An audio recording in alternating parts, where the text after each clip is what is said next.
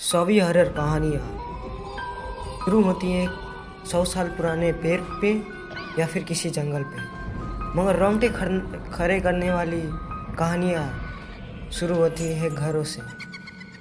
घर एक ऐसी जगह होती है जिसे लोग सबसे सेफ जगह मानते हैं। कभी घर ही एक हॉरर स्टोरी में बदल जाती है। हॉन्टेड हाउस एक ऐसी जगह होती है जहाँ पर लोगों की आत्माएं निवास करती है, जो कि पहले वहाँ पे रहता होगा या फिर उसका उस घर से कुछ संबंध होगा। अकाल मृत्यु जब होती है तब किसी किसी लोग की अंतिम इच्छा बाकी रह जाती है। यही वजह से हमें घर में अजीब चीज़ें देखने को मिलती है। इस दुनिया में 20 लाख से भी ज़्यादा हॉन्टेड घर हैं। आज हम पांच ऐसे डरावने घर के बारे में बात करने वाले हैं जिससे आपके रोंगटे खड़े हो जाएंगे। नंबर 5, रोज हॉल, मोटेंगो बे, जमाइका। ये घर साल 1770 में बना था और इस घर में जॉन पार्मर और उनकी वाइफ एनी पार्मर रहती थी। और जो एनी पार्मर थी वो इस कहानी की सबसे खतरनाक लेडी थी। जॉन ने एनी से शादी तो की थी, मगर उसका इतिहास जाने बिना। एनी का जन्म हैटी नाम के जगह पे हुआ था और ये जब सिर्फ 10 साल की थी। इनके दोनों माता पिता टाइफाइड बीमारी के जरिए मारे गए थे। तभी एक नैनी ने उनको पाला पोसा। उस नैनी ने उस लड़की को काला जादू और टोटके भी सिखाने लगी। और कहानी में वापस आए तो एनी और जॉन की जब शादी हुई थी, कई दिन बाद एनी ने जॉन को मार डाला और वो उसका घर अपने नाम कर ली। उसके बाद वो 3 बार शादी की और तीनों पतियों को उसने मार डाला और उनके साथ जितने भी नौकर काम करते थे उन सबको वो बलि चढ़ा देती थी। उसके बाद एक नौकर के बेटे ने एनी से बदला लेने के बारे में सोचा। उसने एनी को मार डाला। ये माना जाता है कि एनी उस घर में आज भी भटकती है। वो वाइट विच यानी डान के नाम से भी जानी जाती है। ये कहा जाता है जितने उनके पति और नौकर थे उन्हें काले जादू से मारा था, वो आज भी इन घरों को हॉन्ट करते हैं। 1965 में इस घर को म्यूजियम में बदल। Number 4, the valley house, California. 1856 में बिजनेसमैन जिसका नाम था थॉमस वैली और उनकी वाइफ एना वैली, उन्होंने एक अपने लिए खूबसूरत सा घर बनाया। तो उनको ये नहीं पता था कि जहाँ पे उन्होंने घर बनाया है वो पहले एक ग्रेट यार्ड था, यानी एक कब्रिस्तान। घर बनने के बाद उन लोगों ने नॉर्मली इस घर में रहना शुरू कर दिया और फिर पैरानॉर्मल घटनाएं शुरू हो गई। थॉमस की जो छोटी बेटी थी वो कहती थी कि उसे किसी के चलने की आवाज़ें आती थी। कुछ दिन बाद थॉमस का एक नया बेटा जन्म लिया। जब वो 18 महीने का था तभी उसकी मौत हो गई। और 1885 में वायलेट वेली जो उनकी बेटी थी, उसने भी कुछ महीने बाद गोली मार के अपने आप की हत्या कर ली, यानी आत्महत्या कर ली। यानी इस कब्रिस्तान पे बने इस घर पे फैमिली के साथ बुरा ही किया। धीरे धीरे करके पूरी वैली फैमिली ख़त्म हो गई। धीरे धीरे सबकी मौत हो गई। आखिर में थॉमस वैली और उनकी वाइफ एना वैली की भी मौत हो गई। उसके साथ जो भी फैमिली इस घर पे आता उनके साथ कुछ ना कुछ बुरा हो ही जाता था। जैसे जैसे समय बीतता गया वो घर एक हॉन्टेड घर के नाम से जाना गया। उसके बाद उस घर में रहने की किसी की भी हिम्मत नहीं हो पाई और वहाँ पे कोई भी नहीं आता जाता, कोई भी नहीं। और उसे एक म्यूजियम में कन्वर्ट कर दिया गया। उनका ये भी कहना है कि उस घर पे आज भी थॉमस वैली को देखा जाता है। फिल्म एक्टर रेगिस वेल्वे, उन्होंने भी इस घर को विजिट किया था एक फिल्म के लिए, कि ये आत्माओं को नहीं मानते थे। जब वो वापस आए तो वो शॉक में थे और उन्होंने ये कहा, थॉमस वैली की वाइफ एना वैली को उन्होंने देखा। उसने उनको अपनी आंखों से देखा। रात को वो अचानक उनके सामने आ गई, थोड़ी देर बाद गायब भी हो गई और उन्होंने सीरियसली ये कह डाला कि आज के बाद मैं उस घर के पास दिखूंगा ही नहीं। रेगिस ने यह भी कहा था कि ज़्यादातर लोग इन बातों पर यकीन नहीं करते हैं क्योंकि किसी भी लोगों ने इन ऐसी चीज़ों को देखा ही नहीं। दावे के साथ ये कह सकता हूँ कि उस घर में कुछ अजीब ज़रूर है। एक कॉमेडियन जिनका नाम है टॉम ग्रैंड, वो भी इस घर को विजिट किए थे। वो एक दिन रात गुजारने के लिए उस घर पे गए, ये देखने के लिए क्या होता है कि उस घर में उस समय यूएस के सबसे हॉन्टेड हाउस में से एक था। इसलिए एडवेंचर और थ्रिल के लिए ये सब लोग वहाँ पे जाते थे। वहाँ पे अजीबोगरीब घटनाएं भी होती थी। Number 3, बॉर्डली रेक्टोरी, England. बॉर्डली को इंग्लैंड की सबसे हॉन्टेड हाउस माना जाता है।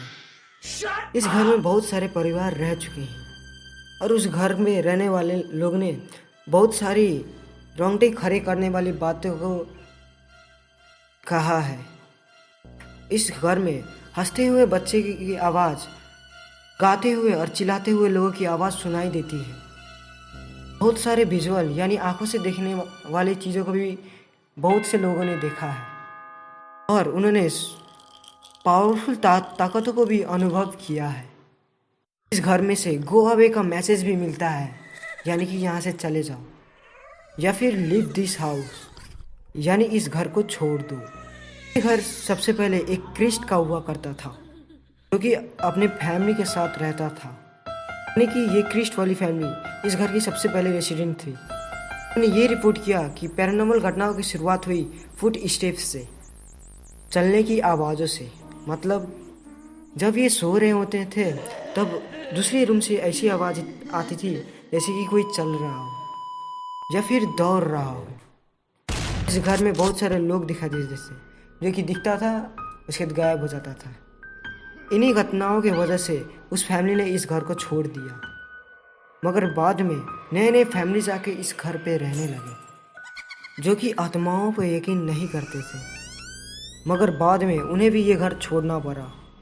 और इन्हीं घटनाओं की वजह से 1937 आते आते ये घर खाली हो गया। घर एक हॉन्टेड जगह के नाम से प्रसिद्ध हो गया। उस समय एक प्रसिद्ध पैरानॉर्मल पर्सन थे जिसका नाम था हैरिस प्रिंस। बहुत दिनों से इस घर के रिसर्च में लगे हुए थे।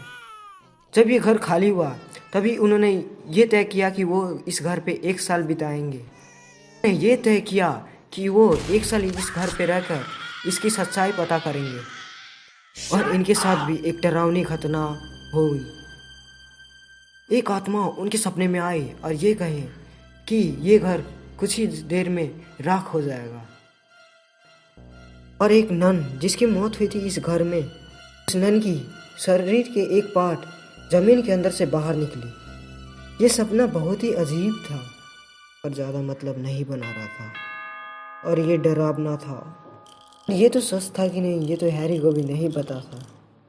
इस सपने से उन्हें बहुत ही परेशानी हुई और 1939 तक इस घर को कुछ भी नहीं हुआ और न ही किसी का बॉडी पार्ट पाया गया।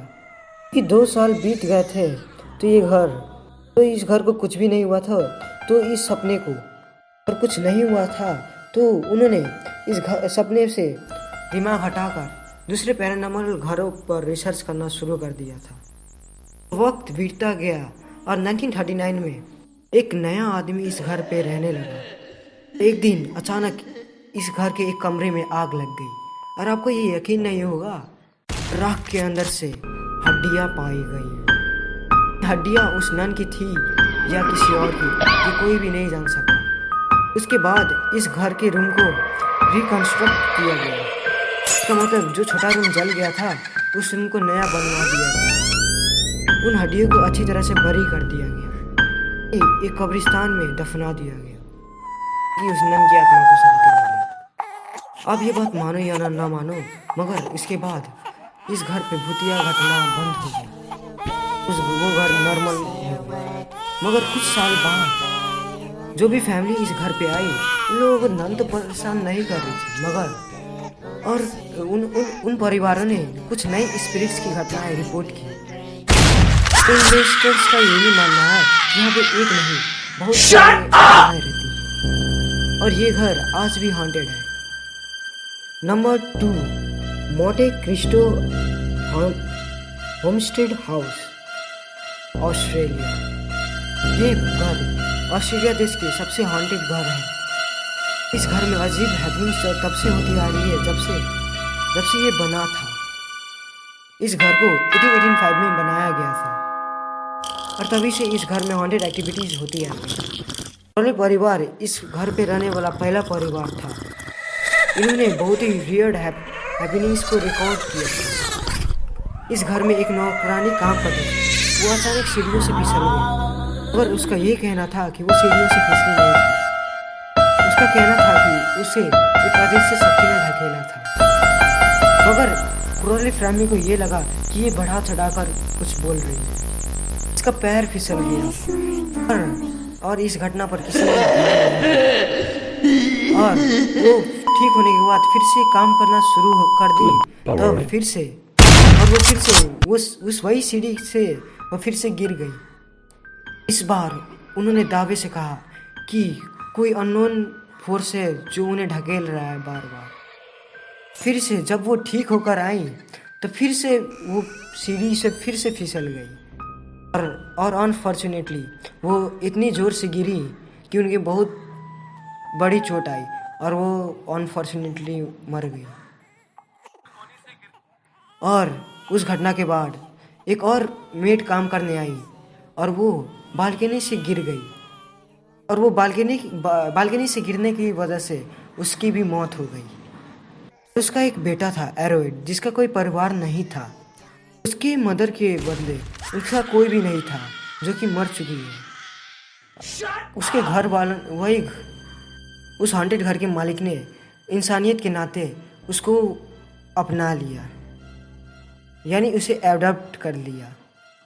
और एक्सीडेंटली उसके बेटे को एक चोट लग गई, जिसके कारण उसका दिमागी संतुलन बिगड़ गया और उसे उस घर के लोगों ने एक पीछे वाले कमरे में बंद कर दिया। और घर वालों ने ये तय किया कि अगर ये ट्रीटमेंट से ठीक नहीं हुआ तो इसे मेंटल हॉस्पिटल में भर्ती कर दिया जाएगा, यानी भेज दिया जाएगा। मगर वो लड़का रात को हर एक रात उल्फ जैसी आवाज़ें निकालता था और लोगों को ये लगता था कि घर के पीछे किसी मॉन्स्टर को रखा गया है या फिर घर के पीछे कोई मॉन्स्टर है। बाद में वो ठीक नहीं हुआ तो फिर उस लड़के को उस घर के आदमियों ने उसे मेंटल हॉस्पिटल में भर्ती कर दिया।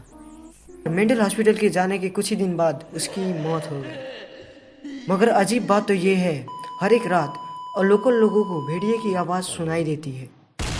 और ये अजीब चीज़ें तब तक नहीं चली जब तक क्रोली फैमिली इस घर पे थी। उसके बाद कई और परिवार इस घर पे रहने आए। क्रोली ने इस घर को किसी दूसरे फैमिली के साथ इस घर को बेच दिया और वजह वही थी, रात को पीछे से आने वाली उल्फ की आवाज़, कि इस पागल लड़के के मरने के बाद भी आती थी। 1948 में जब नया परिवार इस घर में आने के कुछ दिनों बाद ही उस परिवार के साथ अजीबोगरीब घटनाएं होनी शुरू हो गई। आवाज़ें सुनाई देना तो कुछ कॉमन बात हो गई थी और हद तब हो गई थी जब उस परिवार का एक सदस्य मरा हुआ मिला। उसे किसने मारा आज तक कोई भी नहीं जान सका। उसके बाद भी और भी फैमिलीज आई तो उन लोगों ने भी किसी अननोन परछाई को देखा।